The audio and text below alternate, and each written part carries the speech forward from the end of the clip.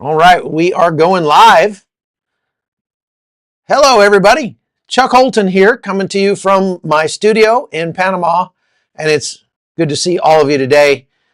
Do me a favor and post where you're watching from in the chat.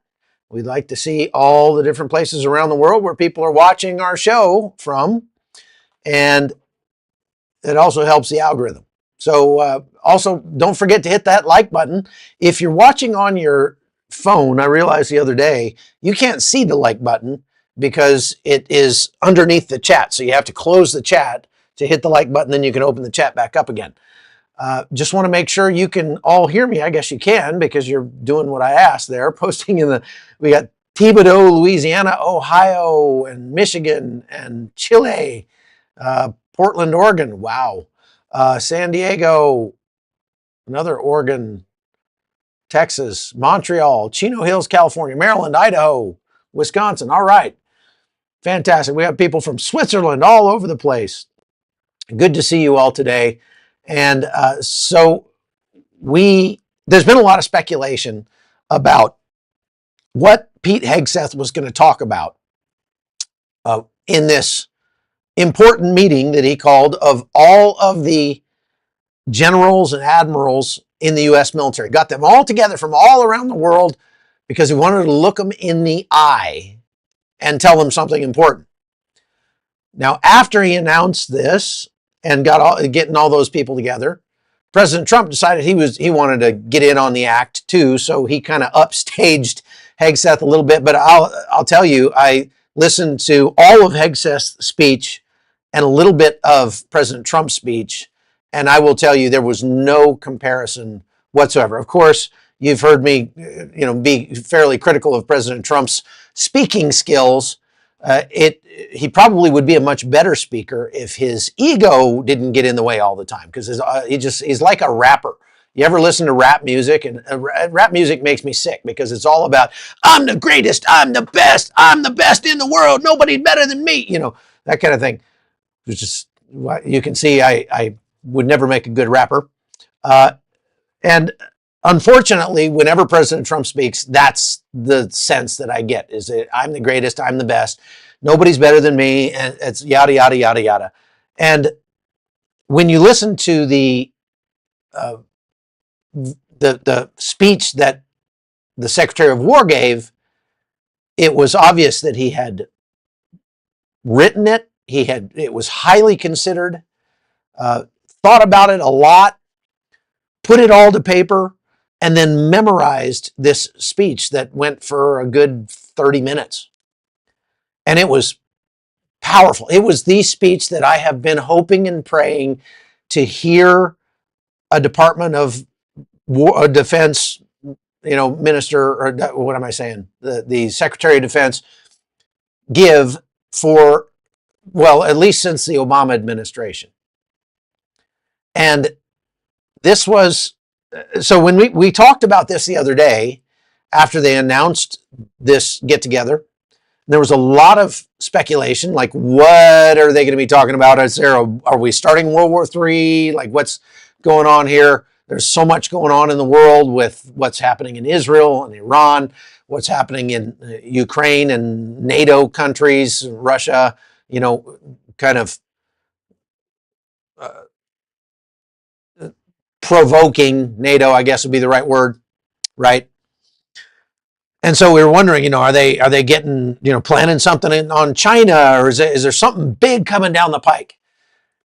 And if you go back and watch that live that I did, it's got more than 350,000 views, actually more than 600,000 if you include the condensed live. What I said was, the simplest answer is usually the right one. And the simplest answer in this case is that Hegseth wants to call all his generals together to look them in the eye and to tell them things are going to be different now. We're no longer the Department of Defense, we're the Department of War, and we're going to make some changes around here. And he actually has been, sort of derisively calling out the Department of Woke. He said, we're the Department of War, not the Department of Woke. And the very fact that he didn't do this as an email or a memo or a video chat just underscores how important he thinks it is. This was important enough to spend the money to get all of the generals and admirals from the entire military together in one place to look them in the eye and to tell them things are going to change. And if you don't like it, there's the door. And I said in that live, that's the most likely thing that he's getting him together for. A lot of people disagreed with me in the comments. You know, we had a lot of people going, there's no way this is something bigger than that. Of course, everything these days has to spawn ridiculous conspiracy theories, and that he was going to announce a coup against President Trump and overthrow the government. I mean, you know, give me a break. And I said the other day, that's just absolutely ridiculous. So what he announced was the rebirth of the Department of War. You know, it used to be called the Department of War until about 1947. Then they changed it to the Department of Defense. And Hegseth pointed out in his speech today that since 1947, we pretty much have racked up a whole bunch of L's and not a lot of W's.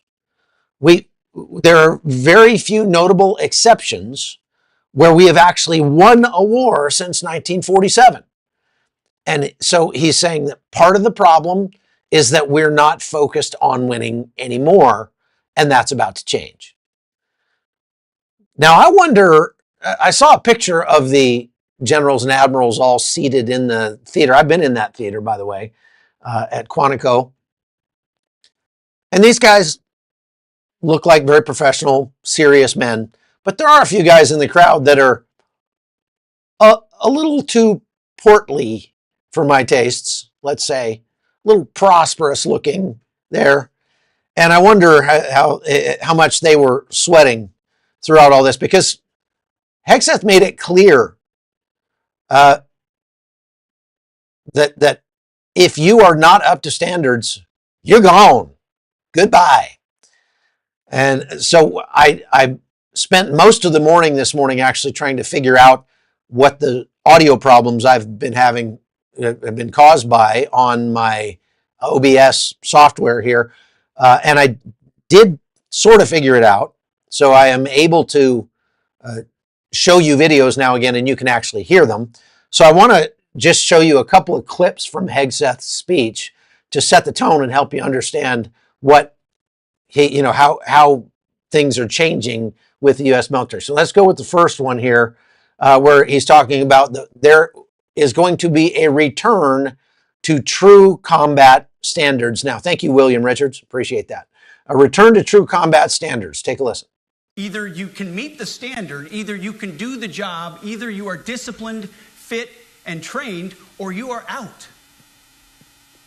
And that's why today, at my direction, and this is the first of 10 Department of War directives that are arriving at your commands as we speak, for every designated combat arms position returns to the highest male standard only. Because this job is life or death. Standards must be met. And not just met, at every level we should seek to exceed the standard, to push the envelope, to compete. It's common sense and core to who we are and what we do. It should be in our DNA. I'm also directing that warfighters in combat jobs execute their service fitness test at a gender-neutral, age-normed male standard scored above 70%. It all starts with physical fitness and appearance. If the Secretary of War can do regular, hard PT, so can every member of our joint force. Frankly, it's tiring to look out at combat formations, or really any formation, and see fat troops. Likewise, it's completely unacceptable to see fat generals and admirals in the halls of the Pentagon and leading commands around the country and the world. It's a bad look. It is bad, and it's not who we are. So whether you're an airborne ranger or a chairborne ranger, a brand new private or a 4-star general, you need to meet the height and weight standards and pass your PT test. Okay, so he's talking about, I'm tired of looking out here and seeing fat general officers. I'm tired of going out to visit our troops and seeing fat, out of shape troops. And we are going to change that. Now, it illustrates the severity of the problem in the U.S. military today that Hegseth felt it was necessary to actually fly in every general from around the world to get them together and explain this to them to their face. I mean, you would think that, hey, we need to beef up our fitness standards would fit nicely in a memo, but no, it's gotten so bad that this was where he started. This is what he started. This is now a priority for the U.S. military. We are going, and he went on to detail how we are going to do this. Okay, it went on to detail that we're talking about doing physical fitness training every business day. Every day that we are at work, we are going to do physical training. Everybody, whether you're a special forces guy or you're a chairborne ranger, he said, you're going to do PT every day. And that was the standard when I was in. When I was in the military from 1987 to 1995, we did PT every single day. It's about 6 days a week. And many of us would then go out and do more PT after we got off work. So it was a standard, and that standard has slipped. How do we know? Well, it shows up in the statistics of the U.S. military. And this is something that has kind of leaked out. It's not something that the military really wants out there, but the actual, the big problem starts with before we even get people into the military. The part of the reason why the soldiers have gotten fatter and less fit is because the country has gotten fatter and less fit. The Pentagon study in 2022 found that 77% of young Americans age 17 to 24, that's the ages typically coming into the U.S. military, they do not qualify for military service at all without some kind of waiver, largely due to being overweight, but also because of drug and alcohol use and other mental or physical health issues like cutting, suicide attempts, criminal records, things like that. 77% of young people in America. That means if we got invaded by China or something, we would have a pretty hard time getting together enough people to really beef up our military to the size. Like there's no possible way we could fight another World War II. In World War II, we had to mobilize 16 million men around the country.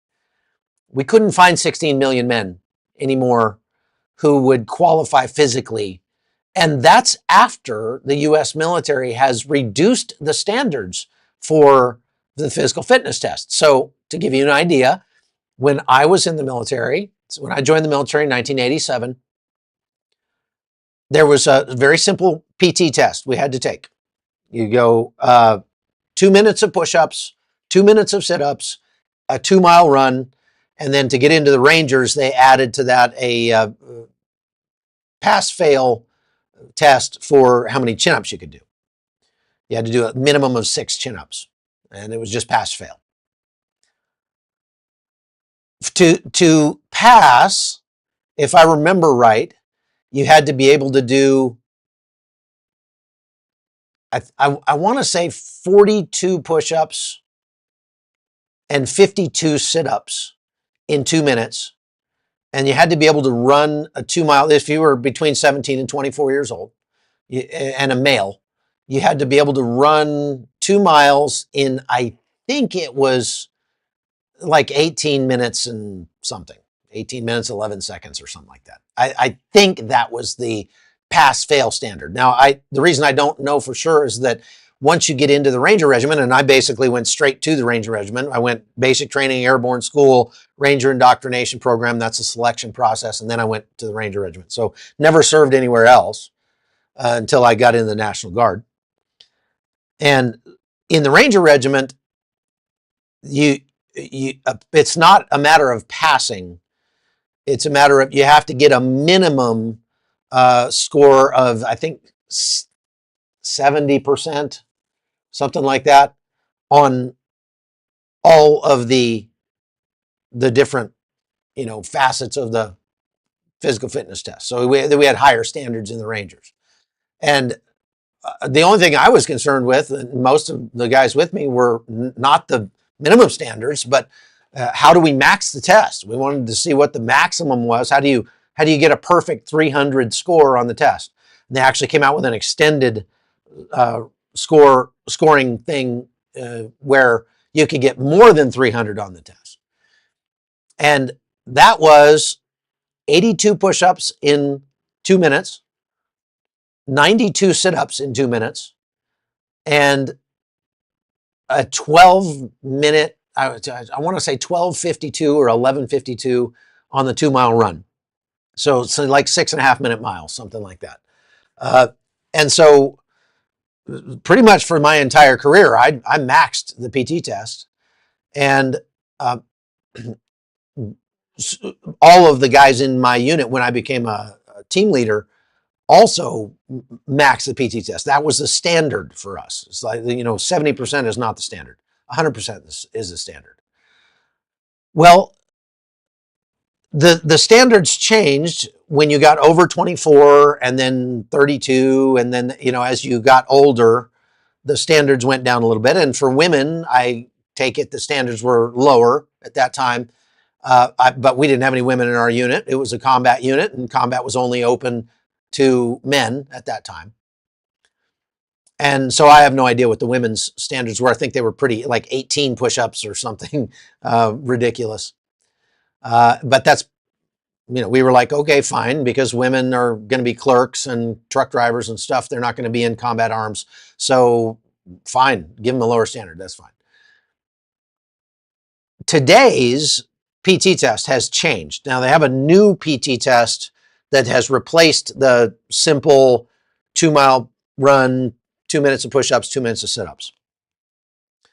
And now it's a lot more sort of functional fitness, like CrossFit type stuff, deadlifts and drag and throwing things over your head and running in circles and weird things like that. That takes a lot more planning and preparation to administer a PT test, and a lot more planning and preparation to pass a PT test, because it's a lot more focused on skills or physical skills that you'd actually need in combat, like lifting things and sprinting and stuff like that.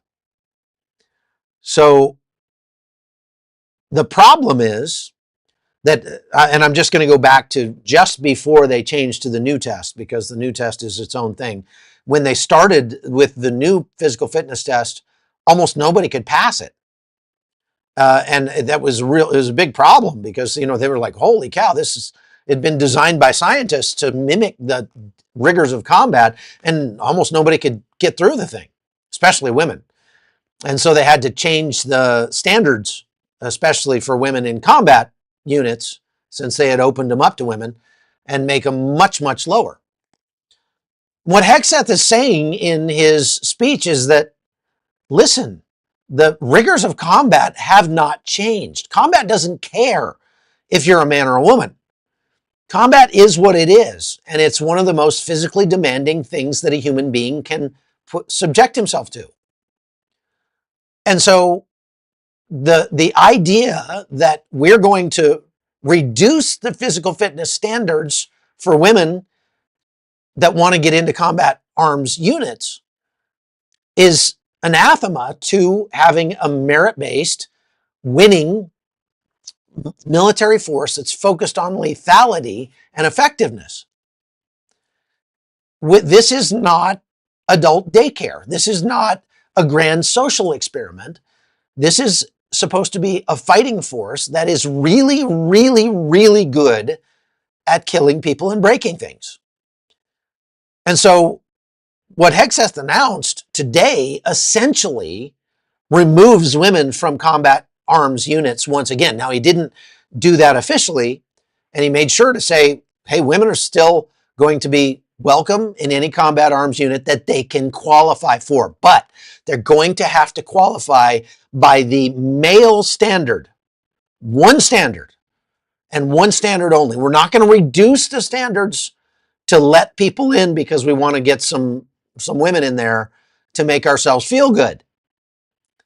And this is the thing I have been harping on for years and years, that this is what the military is supposed to be about. I'm so excited to listen to this speech. And so I want to play you another excerpt from this, where he's talking about war is not defense. War is something else. So take a listen. We fight wars to win, not to defend. Defense is something you do all the time. It's inherently reactionary and can lead to overuse, overreach, and mission creep. War is something you do sparingly, on our own terms, and with clear aims. We fight to win. We unleash overwhelming and punishing violence on the enemy. We also don't fight with stupid rules of engagement. We untie the hands of our warfighters to intimidate, demoralize, hunt, and kill the enemies of our country. No more politically correct and overbearing rules of engagement. Just common sense, maximum lethality, and authority for warfighters. That's all I ever wanted as a platoon leader. And it's all my E6 squad leaders ever wanted, back to that E6 rule. We let our leaders fight their formations, and then we have their back. So, boom! That makes me so happy. I've always had a problem with allowing women into combat arms units, not just because, look, I had personal experience with this when I was in the military. When I was a sergeant and a team leader in the Ranger Regiment, I got tasked one summer with going to the United States Military Academy at West Point, New York, for one summer and teaching the infantry portion of what they call their Camp Buckner. That's where they take all the first-year cadets and they run them through a week of every different branch of the Army so that they can decide which way they want to track. Okay, they want to go infantry, armor, signal, whatever, right? And so the infantry week that they did, we went out and taught them the basics of infantry stuff. So movement to contact, raids, ambushes, reconnaissance, stuff like that. And it was all done in field conditions, out in the woods, living in foxholes, et cetera, et cetera.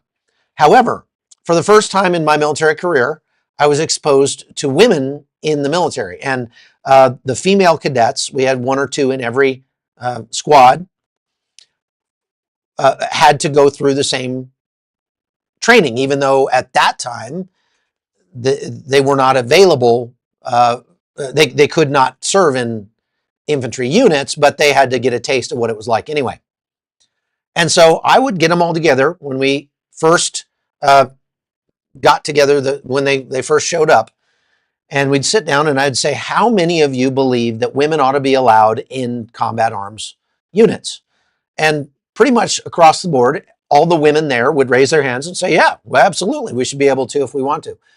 And I would say, okay, so I'm going to ask you this question again at the end of the week. And I'm going to treat you exactly the same as I would treat the male members that are here over the course of this week. And so I would. It was, to their credit, the women gave it a good college try. There was no question about that. They didn't complain about there not being any privacy, although the West Point wouldn't allow us to truly treat the women the same, because in the case of when you're out in the field, you're living in foxholes, you're living in the woods, and you're in a patrol base, which is, maybe 50 feet to a side, it's triangular in nature. If you have to defecate, you don't go out of the circle and you go hide behind a tree somewhere and dig a cat hole. No, we have a slit trench dug in the middle of the patrol base. And you go do your business right there in the middle of the patrol base in full view of everybody. And so the West Point wouldn't allow us to make the women, crap in a foxhole or in a slit trench. So they brought out porta potties and hid them. We had to kind of declare a timeout and let the women go off and do their thing over there. But to their credit, the women didn't ask for any special treatment. They just required it. And, when you're looking at stuff like fraternization, where we several times caught men and women together in a foxhole doing things that they shouldn't have been doing in a combat environment. And both of those cadets got kicked out for that. And that happened more than once. That illustrated the additional problems that you run into when you integrate women into a combat environment or into an all-male environment like that. But on top of that, then I would go during the week and we'd have a simulated combat, like a raid or ambush or something. And then I would say, okay, bang, bang, these two men just got shot. And so then I'd point to the girls and say, okay, you pick him up and carry him 300 meters to the helicopter landing zone so that he can be medevaced. And I didn't have a single woman who was able to pick up a man with all of his combat gear on and carry him to the drop zone. Not one. And there were some very, very fit women. Obviously, these are high-performing women or they wouldn't be at West Point to begin with. And they had to get 2 or 3 women together to actually drag that guy's carcass to the LZ. And so at the end of the week, I would also, during the week, I would we'd rotate and assign everybody, and the women included, to carry the M60 machine gun, which is a heavy machine gun. I mean, it's heavy to carry, much heavier than your regular M16, and all the ammunition and all that stuff. And some of them could do that and some of them couldn't. So at the end of the week, most of the women who had been through it had changed their mind and they decided that, maybe women shouldn't be allowed in combat arms professions. But the military went on in its infinite wisdom to declare that, women are going to be in combat units, even in ranger units, special operations units. And I know for a fact, without a doubt, that they had to lower the standards in both the Ranger Assessment and Selection Program, the RASP, and the Ranger School, which is a leadership course, in order to get women to be able to graduate those things. They had to. And all of the women that have graduated from those 2 institutions, since they opened them up to women, have received special dispensation that allowed them to pass. Every single one.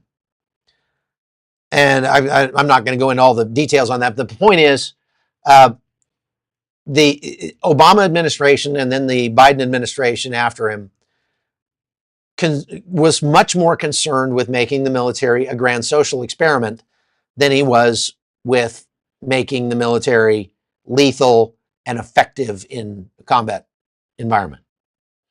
And so that reduced the quality of the military. It's not just about women. It's about transgenders and gays and stuff. I mean, you look at the suicide rate among homosexuals and transgenders, and it is orders of magnitude higher than the typical,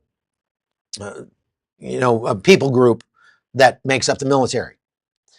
And they had an inordinate amount of transgender blenders and all those kind of people joining the U.S. military because they were actually recruiting for homosexuals and transgenders during the Obama and Biden administrations. I mean, like intentionally recruiting to try to get as many in as possible. So they were offering, for example, free gender reassignment surgery in the military if you join the military. Why would they do that? I don't know, because when somebody gets gender reassignment surgery, it makes them permanently non-deployable, meaning they cannot go off to war. And so it certainly does not help the readiness of the U.S. military at all, but it made everybody at the Pentagon and in the White House feel good. And so they did it anyway. And so we had a tremendous problem with this ongoing increasing pressure on generals and other officers, commanders and stuff in the military to accept this garbage. And the outcome of that is that it drove out the war fighters. It drove out the real pipe hitters who were out there to kill people and break things. The people who were really there to fight for God and country were saying, I'm not going to join the military if this is what it's going to be all about, because I don't want to have a transgender guy as my commander. And they had a huge problem with among the, if you just, now they didn't report these numbers, but this is anecdotal, among gay and lesbian and transgender troops, the incidence of sexual harassment, behavioral problems, suicide attempts, and things like that was, again, orders of magnitude more than it was for the rest of the population. So Pete Hegseth in this speech came out with 10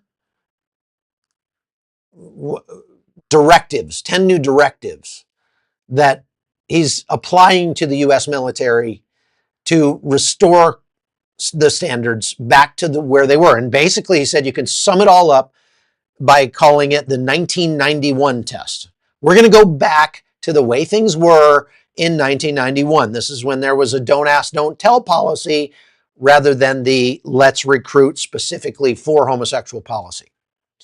And that, yeah, I remember one time when I was in Afghanistan, we were out with a Marine Corps gunny sergeant. And this guy was, old, crusty, been around forever. He was complaining, like about the whole homosexual thing. And he was like, man, when I came in the Marine Corps, that crap was illegal. Then we had this don't ask, don't tell BS. And now it got worse. Now we're supposed to celebrate it. He said, hell, I'm getting out before they make it mandatory. And there is a certain amount of truth to that joke. But what Hegseth was saying is that we are going to restore combat standards back to where they were in 1991. And so he said I'm going to go through his 10 directives here and kind of just paraphrase the whole thing for you. But he said every requirement for a combat military occupational specialty, MOS, returns to the highest male standard that it was at in 1991. So there's no more separate standard. Now, we can have separate standards for women in non-combat roles, but we are no longer going to have separate standards for combat positions. Every combat MOS, that's infantry, armor, special operations, all that, is going, anybody who it's open to women, but anybody who wants to get in is going to have to make the highest male standard possible.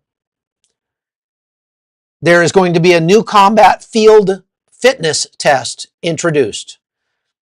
And in every service, Marine Corps, Army, Air Force, Navy, Coast Guard, you name it, they all must meet gender neutral male benchmarks above 70% if it's a combat arms unit. Folks, we got over 4,000 people watching. I want to just stop right here and encourage you to make sure you hit that like button and make sure you're subscribed to the channel. You can get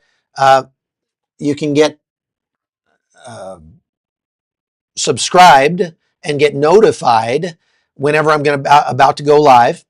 And so I would encourage you to do that. And also say you probably want to go over to chuckholton.com and check out a lot of the extra content that we're putting up over there. We're talking about my 65 documentaries, my dozen or so books that I have in print, my other articles and stuff, the reporting that I do for networks like Newsmax and the Christian Broadcasting Network and others, all goes over there. And so you can go over there and subscribe for free or become a supporter if you want to support us in what we're doing. So I'd encourage you to go to chuckholton.com and do that. But thank you for hitting that like button and telling YouTube more people need to see this content, making sure that you're subscribed, because only about half the people that are watching me right now are actually subscribed to the channel. That is a little mind-boggling to me. It doesn't cost you anything, and we're not going to spam you. So just hit the, boop. Just boop the button there. Okay. Now,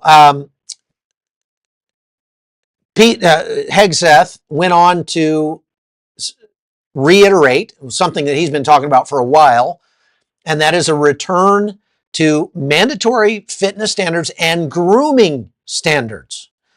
So just to explain what that's about, going back to the 1991 standards, which incidentally is the year that I left active duty. So I know what the standards were back then. In the Ranger Regiment, I had to get a haircut every Sunday. For the entire 4 years I was in the Ranger Regiment, I got a weekly haircut, and there was no wiggle room as to how you wanted your hair done. It was, you were going to get a high and tight. That is a 0 on the sides and no more than an inch on top. High and tight. White walls, as sometimes it was called. And so I paid $6 or $7 a week for a haircut, or sometimes we do it for each other and we look like a bunch of skinheads. That wasn't the standard for the entire military, but the standards for grooming for the entire military were that your hair couldn't touch your collar, and it had to be over your ears, and there were very specific standards for any kind of facial hair or anything like that. Facial hair was not allowed in the Ranger Regiment at all. The Ranger Handbook states it very clearly and says that hair complicates hygiene, just makes everything more difficult. So it's better not to have a lot of it. Just keep it cut off. Well, they're going back to those standards. Apparently they have dramatically loosened those standards, and I've been sort of amazed as I've traveled around and sometimes, go speak for military units or go in bed with military units to see just how far the standards have fallen, so that guys are walking around with scruffy beards, long hair, whatever.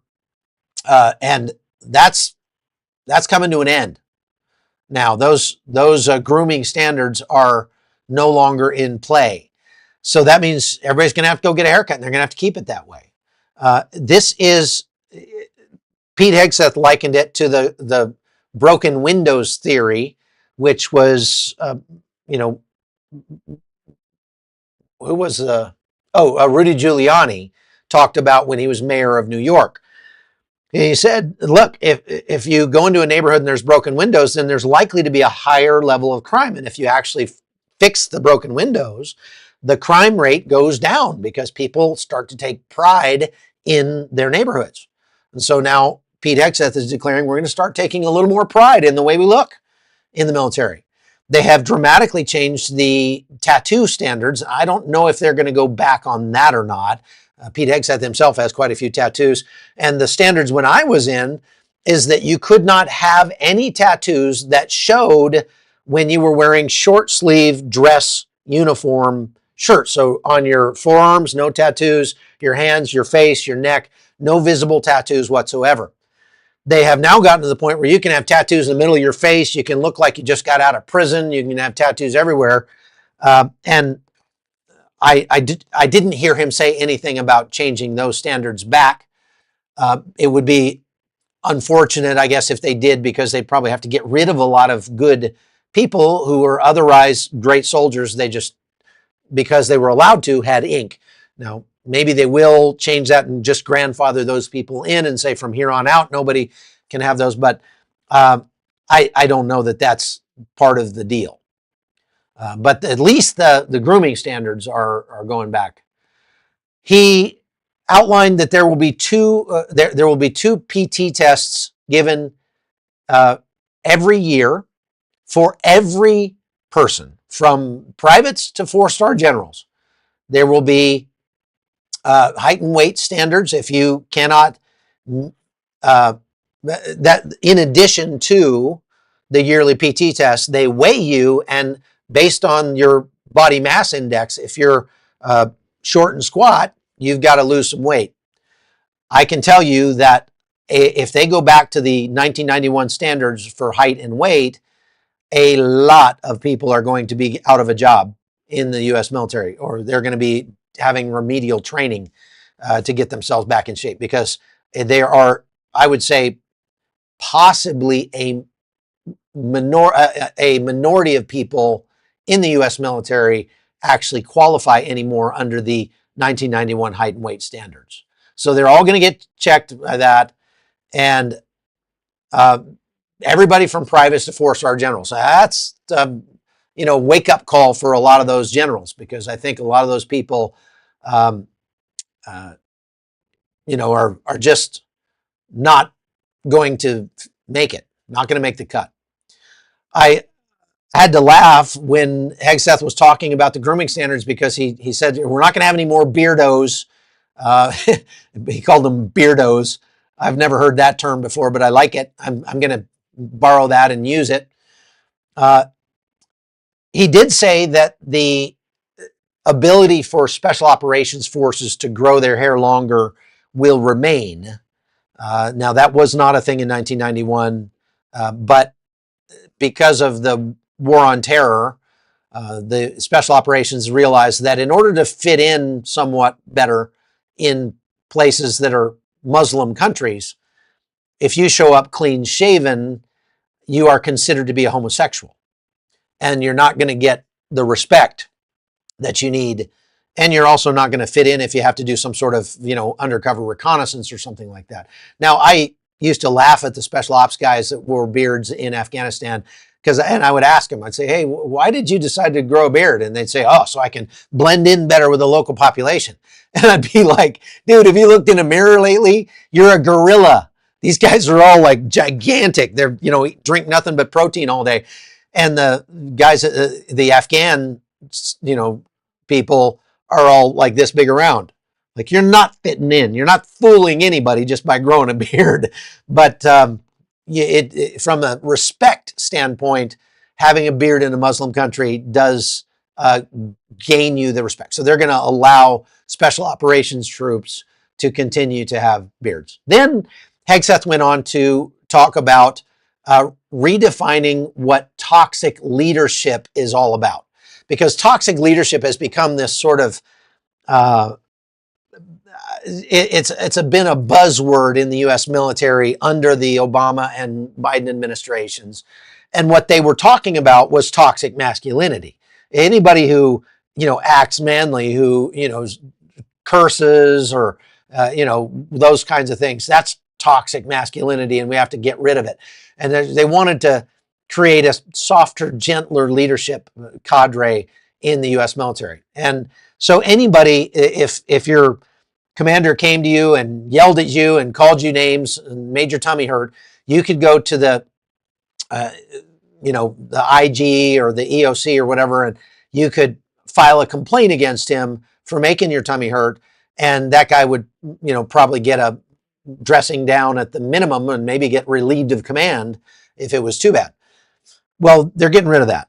That has gone too far. It's not, and he made very clear, we're not talking about bullying and hazing and things like that. Those things are wrong. That's not good leadership, but we're not going to allow some private to ruin his commander's career because his commander said mean things to him, because his commander required him to do his job, because his commander yelled at him and maybe used a few foul words.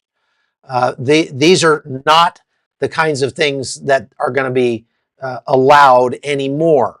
And so what he called it was a no more walking on eggshells policy. that the commanders now are free to demand and require the best from their troops without having to walk on eggshells and be worried that they're going to lose their job because they made somebody's tummy hurt. And that's fantastic. So they're not going to label strict discipline as toxic anymore. High standards are going to be the norm now and not the exception. So they're going to review and roll back all the standards that were altered since 2015 at a minimum, especially for combat arms and things like there's no more things which since 2015 have been a thing, like racial quotas and such. The Obama administration was the first to really put those in. Hey, we don't have enough black generals. We need more black generals. Oh, we've never had a black general in charge of SOCOM. We got to get a black general in charge of SOCOM. And so they would make these diversity hires who were, maybe not as qualified as the best qualified people, but they had the right skin color. And what we saw around the military was a huge impetus or a huge focus on pushing women, gays, and minority ethnic groups into leadership positions to the exclusion of highly qualified whites, male, Christians to put in there. No, they're not going to do that anymore. He said our promotion standards from now on are going to be 100% colorblind, gender neutral, and merit-based. And that's all. Point, period, end of story. And that's exactly what the military needs going forward. Now, he went on to say they're going to end the risk-averse command culture. And I just was like cheering when he's talking about this because I've seen this happen as I've covered the U.S. military throughout the war on terror. When the war started, it was more of big boy country. In Iraq and Afghanistan, when you went over there and you got into a combat unit, I remember embedding with the Special Operations Unit, and I had to go and meet with the SOCOM commander over there, who had been one of my commanders in the Ranger Regiment when I was active duty. And he sat us down and he said, look, I'm going to embed you with my troops, and I'm going to trust you not to report things that are going to put my troops in harm's way. I'm going to trust you to be smart enough to, not put our troops at risk. And other than that, you go do your job. Because we're doing good work out here, and the American people deserve to know about it. And so I trust you. Good out there. But as time went on, it got less and less and less and less trust. And so it got to the point where I would go out and they would have a minder with me everywhere I went. Usually it was like a 20-year-old girl or something, some, first lieutenant or second lieutenant. And she, I'm thinking, I've got more time in combat than this girl has in the military. I mean, I don't need her to tell me what I can be filming and what's dangerous and what's not. And there's a couple times I had to save her life because we'd be out in a combat environment and she had no idea what she was doing. But every time I pointed my camera at something, she'd be, oh, wait. Oh, no. She was so afraid that I might get one frame of video that would make her commanders mad at her that she didn't want me to film anything at all. And we saw that same risk-averse culture just spreading like cancer throughout the entire military to the point where the commanders in Iraq and Afghanistan would not send U.S. troops into the field. They would have U.S. troops over there. They'd show up, and those guys would stay on base. Almost none of them got to leave the base in the last few years of the war. They just sat there and guarded a concrete block. And any mission that took place outside the wire was being done by partner forces. That would be like the Norwegian Special Forces or the Kiwis or the Australians or the Canadians or something like that. Send somebody else out there. Or it would be done by contractors, Blackwater and such, or it would be done by local national forces like the ANA and that sort of thing. and we just wouldn't let our troops go out in the field. And I remember listening to some active duty U.S. troops in Afghanistan. I was sitting at the chow hall talking with them, and they were just complaining about this. Like, why are we even over here? We come over here, we've been here 6 months, we've never been outside the wire. And the reason for it is because the commander knew that losing a troop in the field, going out, taking risks, getting somebody hurt or killed, would reflect negatively on his next promotion. And so he wouldn't send them out. And so these troops are saying, I feel like we're a bunch of meat eaters that are being fed a steady diet of cabbage for the last 6 months.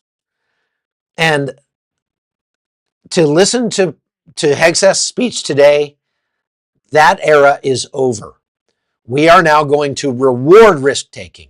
We are now going to no longer punish commanders who put their troops at risk, who get out there in order to get the job done. Not do stupid things, but to go out and get the job done. I mean, think about this. In World War II, the troops were able to drink beer when they got off work on base. You know, they're talking about like my grandfather's generation. My grandfather flew, was top gunner on B-17 bomber in England during World War II. And when they would go out and fly missions, they'd come back. And once they got back from their mission, they'd go and there were beers to be had. And they would be able to drink. They'd be able to go off post. They'd be able to go find a girlfriend or, you know, do all sorts of things like that. And, you know, if you came in and you were unable to function the next morning, then you'd get, you know, a court-martial, or you'd get an Article 15, or you'd get slapped on the, you know, whatever, in accordance with whatever the, you know, offense was. But as time went on, the military has started to trust its soldiers less and less and less and less. And that's not because the soldiers are less trustworthy. They're probably more trustworthy than they were in World War II. That's because the commanders are more risk averse.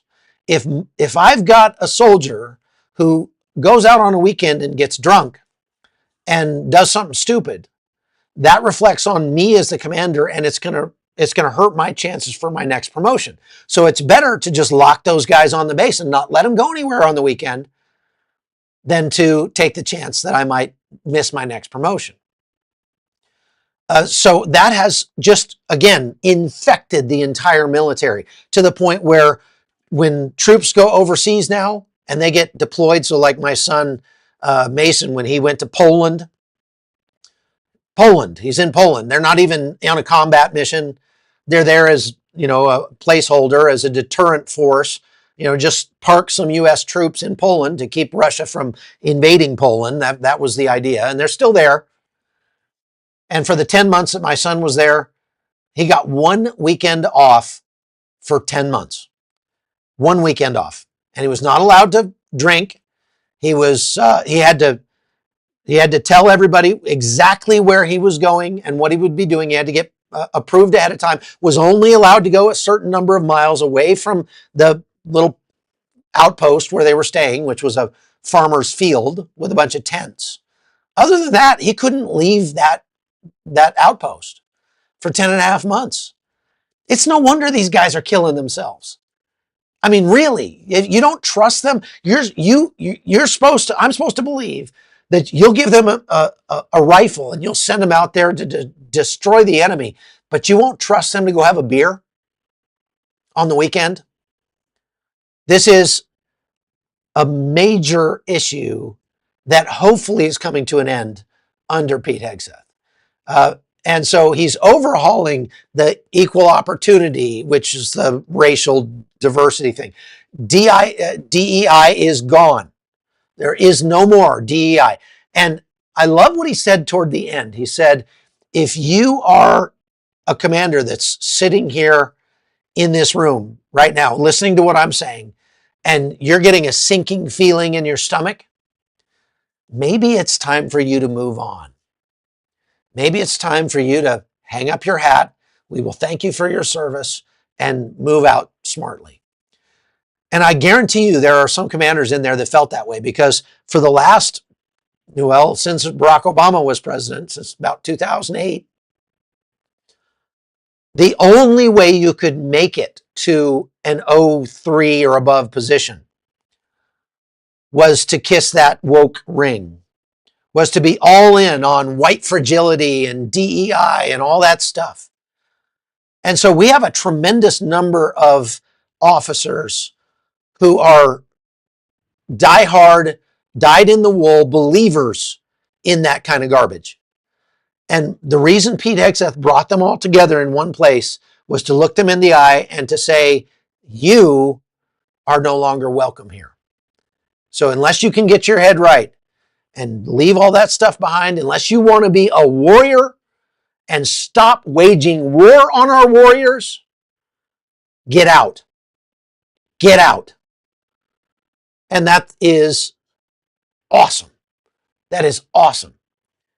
So it's all going to be merit-based from here on out. We're overhauling the leadership. No more woke culture. We're going to replace leaders that are, believers in the warrior ethos. Believers in the woke ethos with leaders that are into the warrior ethos. He said we're going to replace those guys with people like Patton and Schwarzkopf. And we're going to cut that mandatory sensitivity training and all that bloat. And we're going to focus on going to the range. We're going to focus on killing people and breaking things. We're no more PowerPoints and online courses and all this garbage. We're going to be all about fighting and winning wars and being the most lethal fighting force on the planet. We're going to now free the warriors from the purgatory they've been in for the last 15 years. We're going to unleash troops to fight with maximum lethality and authority. And we're going to do one more thing. If you're in the military and you go and trash your commanders online, on social media, you're going to be out of a job. If you go and try to do it anonymously, we're going to have the cyber force track you down, and then you're going to be out of a job. That's it. That's it. So I want to play this last clip for you because this was the best. This was the ending of the speech. And it literally had me applauding. There's nobody else in the room here, and obviously he can't hear me, but I was just like, this is awesome. This is exactly what you want the Department of War and the Secretary of War to be saying. Listen to this. You kill people and break things for a living. You are not politically correct and don't necessarily belong always in polite society. We are not an army of one. We are a joint force of millions of selfless Americans. We are warriors. We are purpose-built, not for fair weather, blue skies, or calm seas.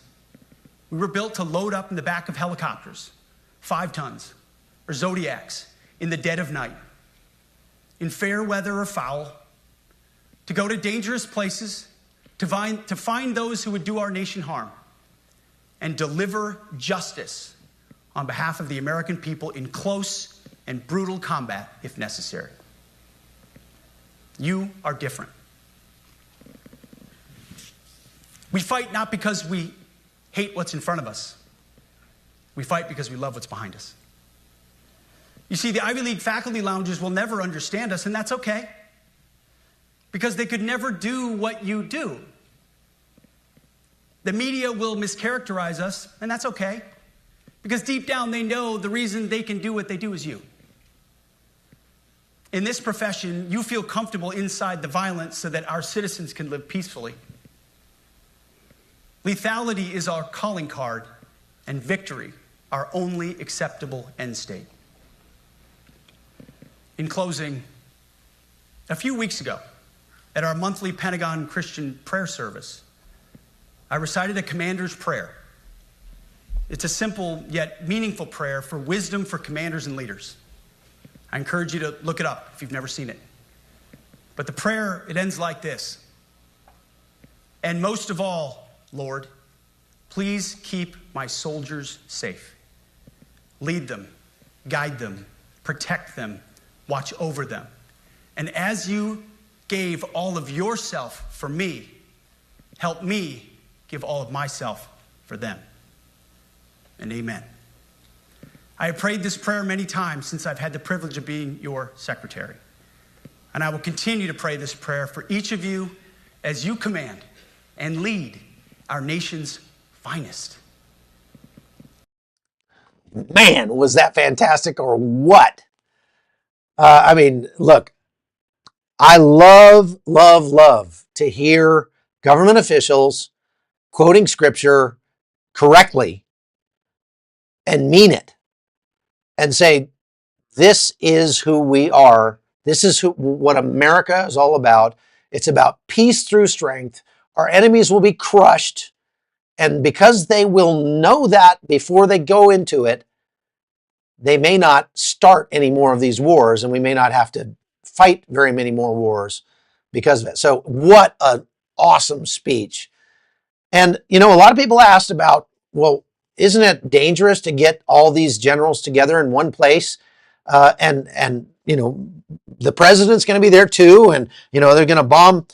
Well, no, it's not, because they're at Quantico, Virginia. It's a very highly secure location. These generals and admirals can all do their job remotely. They normally do their job remotely. There's none of them that need to be in any one physical location to be able to do that job. And so this is unprecedented. This is a 180-degree turnabout by the U.S. military, and I guarantee you, they've already seen recruiting numbers shoot through the roof since President Trump took office. They're about to go up again. The recruiting numbers are going to spike. I would, for many years during the Obama and Biden administrations, I stopped recommending the military as a course for young men and women because I wouldn't have wanted my sons to be, subjected to that. Now, I did have a son and a son-in-law who both decided to join the military and served and are serving still, one of them. But I didn't recommend it. I didn't recommend it for the very reason that I pointed out there. So it's a new day in the U.S. military. It's Liberation Day for warriors, and I love it. All right, let's get over to our questions. Alex Smollinger says, do you think they're getting us ready for a military draft? No, I don't, Alex. As I mentioned, most young people in today's society in America could not qualify to join the U.S. military. So a draft is kind of wouldn't be all that effective, right? And that's even not taking into account the fact that of the 20-something percent, 30-something percent that could qualify to join the military physically wouldn't want to or wouldn't agree to do that. They'd run away to Canada or they'd dodge the draft somehow. So we wouldn't be able to do a military draft. But one thing I can tell you is that they are no longer going to require, I believe, they're no longer going to require women to register for the selective service like they were trying to do under the Biden administration. Tell you what, my daughter's not going to register for selective service. My daughters are not going to even, just out of principle, be subjected to potentially being drafted. Not going to do that. Mike Silva says, are there numbers that identify with which branch of the armed forces is the most out of shape? I would say the Navy is the Navy or the Air Force would probably be the most out of shape, just because their jobs tend to be less physically demanding. Maybe Space Force, those guys are chairborne rangers, they sit around all day. I don't know. I've not met a lot of people from the Space Force, never embedded with the Space Force, but it's just a thought. It's a good question, though. Lord Peanut says, aren't people in the higher levels normally unfit? Well, they're normally older, and so they're not held to the same standards as the 17 to 24-year-olds in terms of fitness standards. But it is, I think you could probably generally say they are less fit than the young people. Thank you, William Richards. I appreciate that, $49.99. Stuart Powell says, are there any transgender generals? Well, there have been, but they've they were informed at the beginning of the Trump administration that they needed to pack their bags and go somewhere else. So those people are gone. Goodbye. GO says, would it be feasible to follow what the IDF has for women? No, I don't think so. And I don't really like what the IDF has for women. The IDF sends women into situations where the women end up getting killed at a disproportionate rate to the men. So, for example, they send them into the old city of Jerusalem to, police riots and, unruly Palestinians and things like that. And they end up getting stabbed and shot. And I don't think that we should emulate the IDF. Not that there are not some capable women. There are a lot of capable women in the IDF, and they are celebrated as lionesses and all that. But look, you put them in a cage match against a male. You take an average female soldier and put her in a cage match against an average male soldier, she's going to get crushed. That's just all there is to it. So I think that there should be higher standards. And in my opinion, what the heck are we fighting for anyway? I mean, what kind of culture sends its women to do its fighting for it? Now, it's one thing if you have a very, very small nation and everybody has to fight just to survive. That's one thing. So I don't fault the Israelis for doing it. But in America, we should have enough men to fight our wars. So I don't think we need to put women in harm's way. And doing so is an act of cowardice, in my opinion. Just me. Call me a dinosaur if you want. Fuzzfire says the money it costs to get the generals and their aides there to Quantico, probably millions of dollars, but the generals are flying around all the time. They all have a private jet and they have a entourage and that sort of thing. But it's not like they're, not spending that money anyway. And again, it's expensive, but it shows everybody. Pete Hegseth is showing everybody. This is so important that it was not going to go into an email. You're going to come face to face and we're going to talk this out. And of course, that gives President Trump an opportunity to get up there and go, we're the greatest, I'm the best, everybody loves me, and whatever. Mike Silva says, Chuck, do you feel that stress cards should be part of basic training? No, they got rid of those now. The stress card was, if things get too hard for you, in basic training, you can pull out your stress card and you can take a time out. That was something that was instituted, I think, during the Obama administration. That was no longer a thing. Not going to happen. Stress card's not a thing anymore. And when my son went to basic training, I was shocked to find that the basic trainees were allowed to keep their phones so they could surf Facebook and stuff when they were off duty. I think that's going away. The other thing that's going away is that they were allowed to quit. When I joined the military, when you went to basic training, you had signed up for 4 years. And if you couldn't make it through basic training and you washed out, well, too bad. We'd put you into some other job. And it was very, very rare that you could actually get out of the military. But if you did wash out so badly that you were released from the military, you did not get an honorable discharge. You got a general discharge or even a dishonorable discharge. When my son went in the military, it was totally different. They lost dozens of people in basic training who just said, I don't like this. This is too hard. And so they said, okay, here's your papers. You can leave, and just let them go. Well, not going to be a thing anymore. He made a specific reference to making basic training harder, letting the drill sergeants actually put hands on trainees again, like they push you around, and really make you tougher that way. So anyway, Alex Schmolinger says, what do you think of the military draft happened in Russia?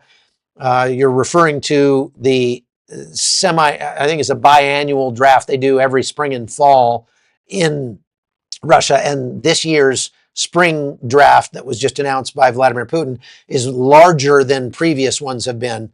I think it's 190,000 that they're going to call up. They're dramatically running out of people. So just the fact that he announced that they're going to draft 190,000 doesn't necessarily mean they're going to get 190,000.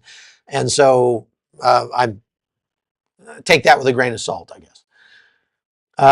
Alex Schmolinger says, can you join the military with autism? No, you cannot. Dillard says, can you cover Dearborn, Michigan sometime? Perhaps. I talked about it a little bit in one of yesterday's lives. Lenny D says, has any woman ever made it through Ranger School? Yes, but several have. But they were given like 6 months off before they went to Ranger School to get in shape. They were given a professional nutritionist, professional trainers, workout.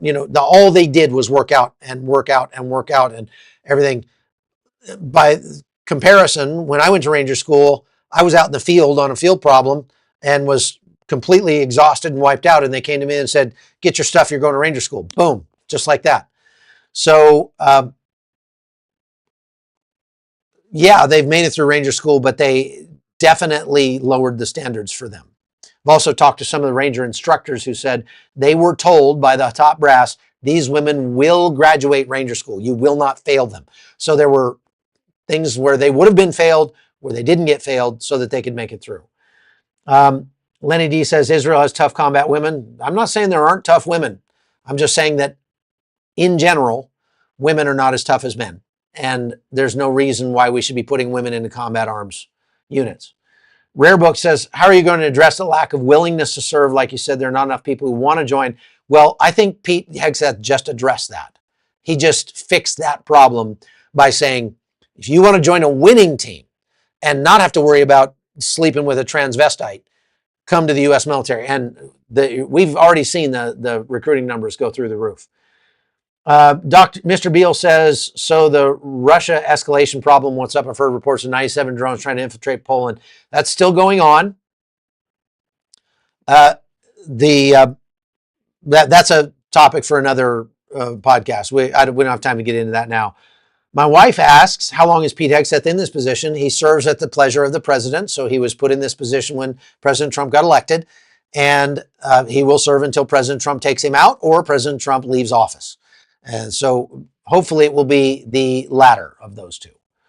Deep Breath says, how do you feel about them lifting rules of engagement? Well, they're not lifting them. They're changing them substantially to make them less restrictive. And I think that's a good thing. Benjamin Neesham says, how long do you believe it will take for these changes to be fully effective on the ground to ensure we have the most effective fighting force possible? It's going to be a continuum. It's going to take time. First, they're going to have to weed out the bad seeds that were instituted by the Biden administration. And that is taking some time. That's one of the reasons why he brought them all together, was to try to accelerate that process. And he made that clear in the speech. Atlantic Shield says, what could be the most possible course of action for Israel once Hamas rejects a new plan? Same thing they do every night, Pinky. Just keep pushing in Gaza, and there's not going to be a lot of changes. Wonder Freeman says, are vegetarians allowed? Yes, as long as they can perform to standard. You can eat whatever you want in the military. They're not going to force you to eat meat. It might be a little difficult for you if you're out in the field, but that's on you. You have to do your job. You can eat whatever you want. You can eat nothing but Oreos and Cheetos if you want to, as long as you can do your job. The military is not going to force you to eat anything. Interesting question, Freeman. Okay. That's all we got for today, folks. Thank you very much for watching the podcast. I appreciate all of you, and will again ask you to please hit the like button on your way out and make sure you're subscribed to the podcast. Go over to chuckholton.com if you want more. We're going to put lots of extra content up over there for you, and you can become a supporter and follow us over there. So thank you very much, and I'll just say to Pete Hegseth, hua. Thank you, Mr. Secretary. We'll see you next time.